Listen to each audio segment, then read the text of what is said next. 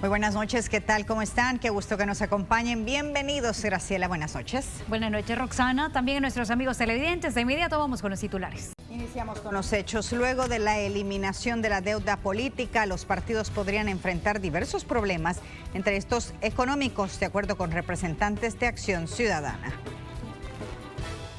Los financistas privados no están apoyando a partidos de oposición, entonces es complicado para ellos lograr obtener fondos para una campaña electoral que les permita tener opciones. Lo financiero sería uno de los principales retos de los partidos políticos tras la supresión de la deuda política. De acuerdo con Eduardo Escobar, director ejecutivo de Acción Ciudadana, el tema electoral también sería otro gigante al que deberán enfrentarse. Recordemos que se hicieron reformas el año 2023 que significaron cambiar la fórmula electoral, reducir el número de diputados y reducir las municipalidades.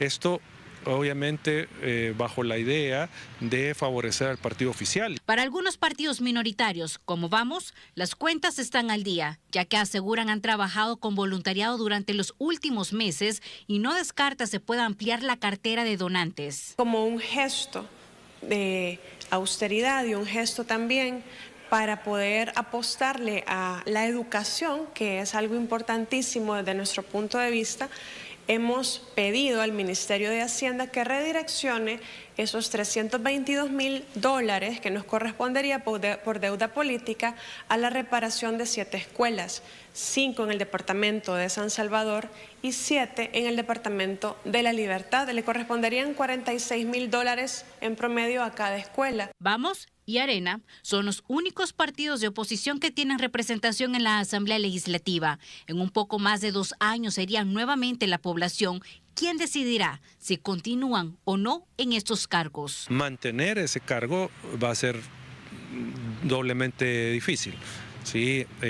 Entonces el panorama, como digo, no se ve fácil para ellos. Aquí creo que tienen que hacer uso de bastante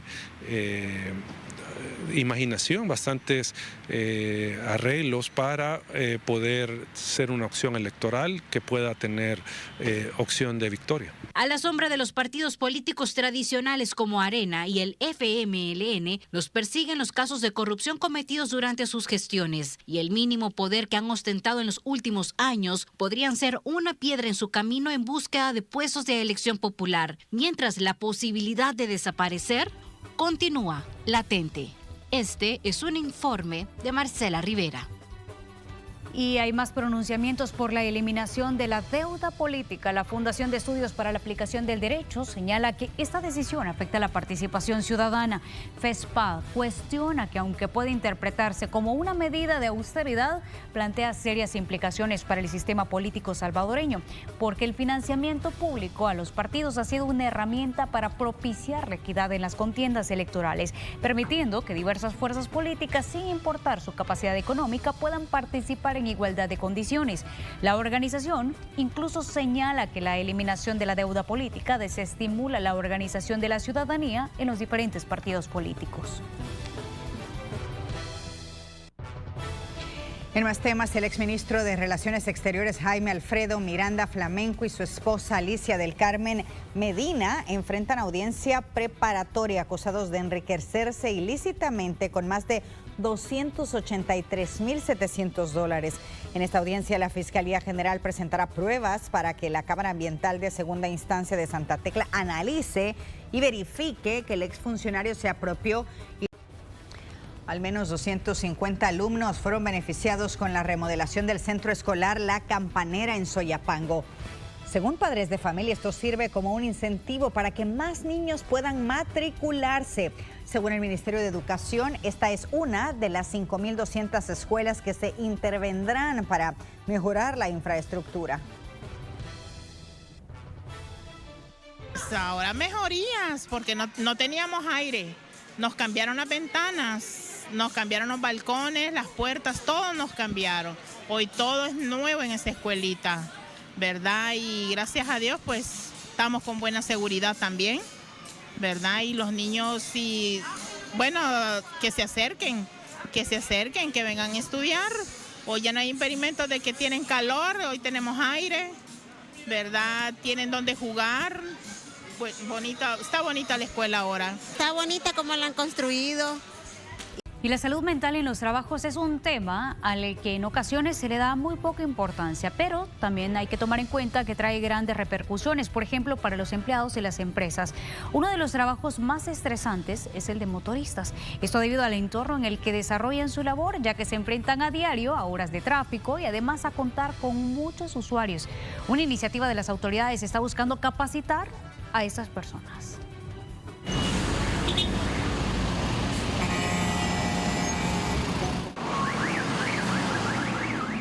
Estas escenas son recurrentes en las calles del país. Los conductores del transporte colectivo, quienes de forma impaciente tratan de adelantar o incorporarse a la vía, muchas veces provocando accidentes de tránsito. Pero como en todo, existen motivos. Muchas veces estas personas se ven afectadas por su entorno laboral. Quienes conducen estas unidades del transporte colectivo aseguran que estar expuesto a horas de tráfico, a tratar con muchas personas a diario, puede desencadenar en generárseles estrés, por ejemplo. Esa trabazón de los chorros, prácticamente para pasar los chorros, a veces hora y media, solo el tráfico de los chorros. ¿Sí? Esto le genera mucho estrés, ¿verdad? Ni modo, ¿qué vamos a hacer? La mayoría tratan de relajarse a pesar de las circunstancias. Revelan que es muy difícil ser motorista. A veces, por tratar de cumplir con el reglamento ordenado por las autoridades o sus jefes, son maltratados por los usuarios. Por ejemplo, aquellos que exigen bajarse en zonas que están prohibidas. Muchas veces la gente reniega porque hay que pararles donde ellos dicen o si no, pues no están a gusto, pues lo maltratan a uno verbalmente. Aunque nosotros pues tratamos de ser lo más amable posible, ¿verdad? Y tratarlos bien, ¿verdad? Pero a veces lo que recibimos es un maltrato también del pasajero, ¿no? Y a veces aquí se quedan sin buses, aquí en la terminal. El pasajero llama al BMT que está sin buses, pero no van a ver el tráfico que hay en la calle. Una persona que está constantemente bajo condiciones similares puede desarrollar algún tipo de trastorno psicológico. Esta experta asegura que el descanso juega un papel importante en la salud mental de los motoristas. En el caso de ellos, pueden contribuir a que su estado de ánimo llegue a estar afectado. Desde la parte de cambios en su comportamiento, podemos hablar un poco de la parte de la irritabilidad e incluso la agresividad. Pues como recomendaciones, primero pues cuidar, ¿verdad? Que es fundamental la parte del sueño, ¿verdad? Para que no se eleve la parte del cortisol. Estamos hablando ya de la parte del estrés. Algunos empresarios del sector transporte público han hecho esfuerzos y capacitan a los conductores en temas relacionados al trato con personas, respeto del reglamento y de qué forma comportarse. Nosotros tenemos ya sobre 3 semanas que venimos trabajando en una capacitación donde se están llevando grupos de motoristas de toda la ruta, principalmente de la zona urbana, para que puedan recibir un poco de capacitación en sentido, atención al usuario, cómo evitar ser infraccionados y también cómo va a ser el comportamiento de conducción ante la situación vehicular que estamos viviendo. Mientras que las autoridades del Viceministerio de Transporte reconocen que es necesario tener conductores saludables mentalmente. Este año iniciarán la construcción de una escuela para motoristas, donde se educará a quienes ya se dedican a esta tarea y aspirantes a manejar transporte colectivo. Nosotros sí tenemos proyectado la construcción de una escuela de conductores del transporte público que dignifique al final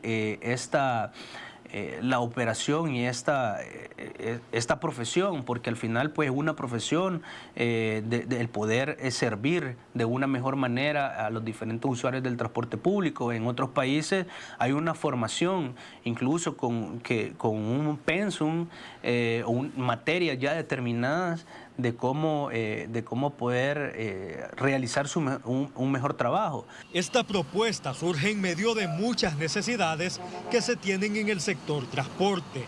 La crítica de usuarios es constante. El maltrato que reciben de algunos conductores. En las pláticas que se han tenido, en los diálogos que se han tenido, nace la idea de hacer una escuela, hacer ya algo definido para la formación de motoristas. En El Salvador hay 9.700 unidades entre buses y microbuses que prestan un servicio colectivo. En lo que va del año, este sector ha provocado más de 84 siniestros viales, dejando un número que sobrepasa los 77 lesionados y al menos 7 personas fallecidas. Estadísticas que han incrementado si se compara con el mismo periodo de 2024. Un informe de Moisés Bonilla. El transporte colectivo en el país enfrentan afectaciones económicas desde la pandemia. Luis Regalado, de la Mesa Nacional del Transporte, señala que esto podría mejorar si se regulan más los temas, como por ejemplo la competencia desleal y también las unidades ilegales. En realidad el sector transporte atraviesa uno de los problemas que, como toda empresa, pues tenemos, ¿verdad? Y yo creo que este ha sido uno de los retos más grandes que tiene ahorita, el lograr estabilizar la situación que se tiene económica principalmente. Sabemos de que de la pandemia a la fecha, el rezago que eso ha dejado, todavía no hemos logrado en algunos aspectos superarlo. Las condiciones de competitividad que tiene el sector transporte han cambiado y son las áreas que se están trabajando ahorita en proyección para ver de qué forma se disminuye esa competitividad ilegal y desleal que se tiene sobre la legalidad del trabajo que se hace. Para que el transporte colectivo circule de forma ordenada y brinde un servicio adecuado a los usuarios, el Viceministerio de Transporte evalúa reorganizar las paradas de buses para que sean adecuadas al flujo de personas en los diferentes sectores. Uno de los cambios podría permitir que buses interdepartamentales puedan bajar pasajeros en el área metropolitana de San Salvador. Con la implementación de las nuevas reformas, los diferentes empresarios pues empezaron a acatar estas indicaciones y trasladaron a sus motoristas de que no podían realizar algunas paradas que no estaban autorizadas en un plan general operativo. Pero aquí viene la reingeniería que ya estábamos mencionando. Ya estando dentro del área metropolitana, sí podríamos autorizar algunas paradas claves. No generar la misma cantidad de paradas que un servicio ordinario, porque al final eso también se traduce en tráfico. Lo que nosotros queremos es mitigar o reducir la cantidad de tráfico en el área metropolitana y en las diferentes carreteras del país.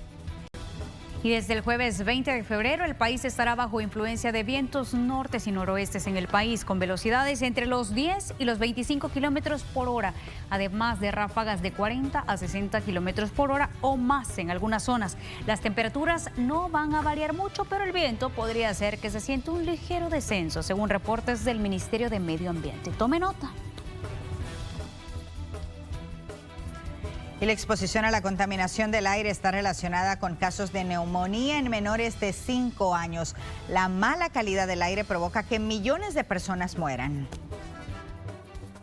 La contaminación del aire es un asesino silencioso, catalogado así por organismos internacionales. Cada año causa 8 millones de fallecimientos en el mundo y es el segundo factor de riesgo de muerte. Los menores de 5 años figuran en el grupo más vulnerable. El aire se contamina a través de la actividad industrial y a través del consumo de combustibles en los medios de transporte que utilizamos. Estas micropartículas están constituidas por ozono, sulfuro de nitrógeno, sulfuro de azufre y monóxido de carbono.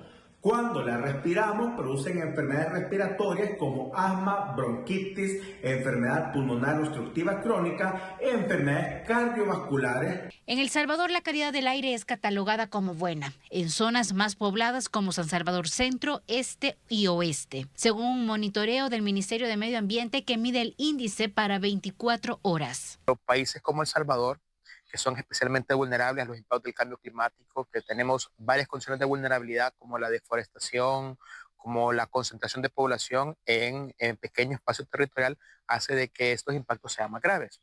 Hay que decir que con el tema de la contaminación atmosférica podemos tener un enfoque de gestión del riesgo para hacer su análisis.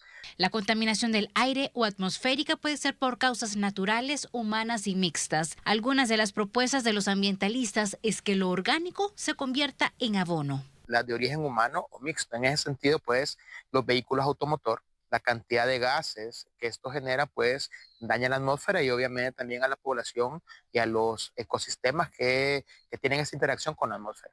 Además de esto, hay que decir de que la industria es la generación, digamos, de materias primas, de bienes y servicios por parte de la industria, y la agroindustria también genera gases que van a la atmósfera. Una de esas fuentes demanda medidas específicas para reducir la contaminación. Vaya, el caso de los vehículos, por ejemplo, se debe exigir que no se pasen de ciertos límites de contaminación, pero además de eso hay medidas más estructurales, como por ejemplo, promover el transporte masivo, ordenamiento territorial para reducir la demanda de transporte, el uso de la bicicleta, ¿verdad? Con el caso de las quemas de basura, por ejemplo, se debería prohibir. La neumonía está relacionada con la exposición de niños menores de 5 años a la contaminación del aire, que ocasiona 1 de cada 5 muertes infantiles en el mundo, y el asma es la enfermedad más común en niños mayores. Este es un informe de Marcela Rivera. Es todo, gracias por habernos acompañado. Buenas noches, que descanse. El siguiente programa es clasificación D.